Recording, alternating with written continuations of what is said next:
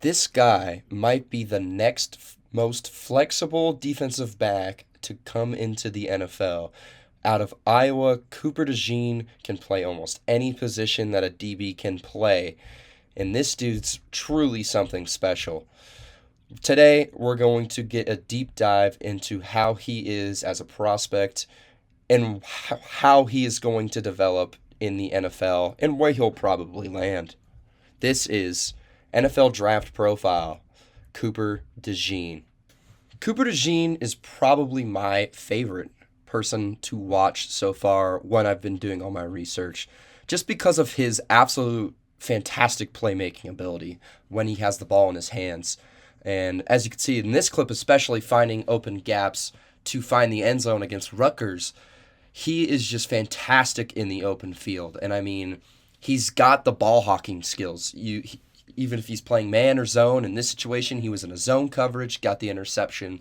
There's clips in here where he's in man coverage, and he just is able to be exactly where he needs to be to get the football and get an interception. But he is fantastic in almost every aspect of the game. I mean, all like special teams, all three levels of defense. You see him making plays at the line of scrimmage, like the last clip. You see him making plays within the 10 yards of the first down, like in this clip with an interception. You just see him all around the field doing what he needs to do. He's a pretty good tackler, playing against some pretty decent teams, not the greatest offenses because he is coming from a Big Ten school, Big Ten West school at Iowa, which is a fantastic defensive school, so he fits right in there. One play I want to mention is this one here. His ability to basically get back under his feet and accelerate and close gaps on a football is something that I really enjoy with his game. Here, the guy has him beat on the zig at first, and then he is able to kind of cut the route off so he can get the interception there. And then, as I said, here, he can do it in the passing game, and he can do it in the running game. He may not be getting the tackle, but he's forcing people to the sideline. He's forcing them out of bounds. The best thing to do on defense, if you aren't going to fully be able to wrap up, is get that guy to the sideline and get him out of bounds. And that's what Cooper DeJean does so well, is not only can he force people out of bounds, he can tackle, and he can also just cover so well. His punt coverage especially, too. We'll get into that a little bit later. But he is fantastic to watch. I mean, I love seeing him play. He's all over the field. This play is one of my favorites coming up. He's able to push this guy out of bounds, and then the next play is a pick six where he absolutely reads it. This play, he just comes from all the way back. He uses his momentum to get the tackle, and here is the pick six. He just cuts the route off. And I mean, I know I've said it, but he is so good at what he does when he's in man coverage, especially. Just being able to read the quarterback's eyes and cut off a route like that, just a little small hitch, is what makes him really great. And we're going to take a peep into his stats after this play here. See his defense and returning stats because he is very good at both of those. Starting off with his defensive stats through his career at Iowa, 75 total tackles was his most in a season in 2022. That was. He had a fantastic year in 2022 with 8 passes defended, 5 interceptions, including 3 pick sixes, and that just kind of accounts to more of his playmaking abilities that I was talking about with the football. 5 interceptions and 3 of them are pick sixes. And you saw 2 of them. I mean, and then you look at his stats from this last recent year, a little bit down compared to his 2022 season, which is not too much of a concern. We know he's the type of player to be able to make plays and make the right moves and fill the right gaps. And he is that type of, 70s, 80s tackles in an NFL season, probably get a good amount of interceptions.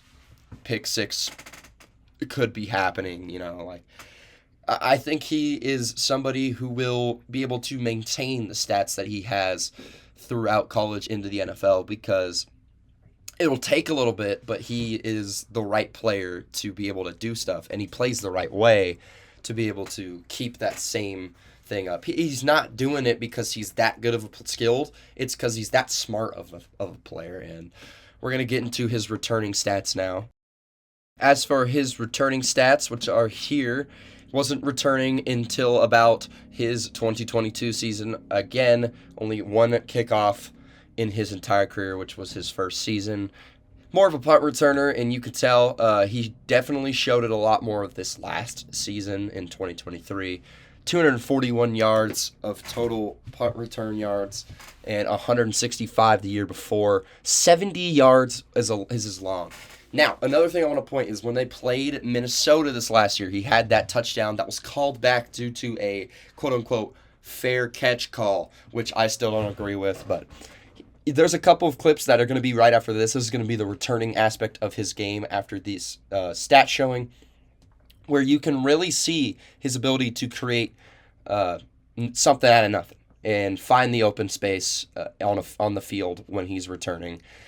He's a fantastic returner, and I think whichever team gets him, he will be a punt returner for, and he'll make an immediate impact one way or the other, more specifically on special teams in this way. So, right before we do the returning aspect of his game, I also want to point out his ability to play on punt coverage. Some of these clips, he's just able to get down the field, be a great gunner for the Iowa Hawkeyes, and basically just help out the team as much as he can. As I said, he's such a big impact on special teams, especially this play here, getting the wrap-up tackle inside the 5 instead of letting him try to create is fantastic. And then on this clip here, he just beats the man on the outside and just gets to the returner instantly. So he's going to punish guys who don't fair catch. Now for his returning, there are so many times when you watch his punt returns and you just say, how the hell did he do that? Like this one here, there's just a bunch of white shirts there, and how he's able to get all the way to almost the 35-yard line, returning that from, I think it was the 18, when he looked dead to rights at about the 20-25-yard line. This one here, a lot of white shirts around him. How is he able to create his space? He looks for the open gap, gets tripped up there, but he always is looking for the open gap, and he's always looking to try and extend his play, which can sometimes be a little bit detrimental to a team when you're punt returner and whatnot, trying to be a hero. But there's so many times when he does it and it's successful for him that he's not going to change it because it works for him. It's this one too. He almost scores on this play. All the red in the middle, he's white in the middle. He's able to force everybody to one spot, and just so quick on his cuts to quickly cut out and get the space on the outside. He knows how to manipulate a coverage team, a punt coverage team, just by staying in the middle, looking one way, looking down the middle, and then cutting to the outside like he did on that clip. It's just something that you look at his game and it adds to his football IQ that he very much has. I mean, he's a fantastic guy when it comes to that. That play too. Guy right in his face as soon as he returns it, and he's still able to get yardage. It's just so impressive what this kid can do. And he is going to be making a lot of impact on special teams, I think, more than he will defense to start his career because of his return capabilities, his return man capabilities, and his playmaking abilities with the football in his hands. Now for the final part of this episode, obviously, my draft projections for Cooper DeJean. He is going to be one of the first 5 corners off the board, and I think he should be a first-round lock. He will also be, fun fact, the first ever white cornerback drafted in the first round of the NFL. I think that's kind of funny and interesting to hear. But he'll be a first-round pick. I think he'll land in the top 30 guaranteed. In my last couple mocks, I've been having him go to Philly because I think he fits the Philly needs the most out of every team around the 20s range, which I think is where he'll go. But do not be surprised if he goes higher than that because he is an absolute stud. So that's all I've got for today on Cooper DeJean. Look out for him on draft night. And if you like this video, make sure to like and subscribe for more. And I'll see y'all in the next one. Peace out.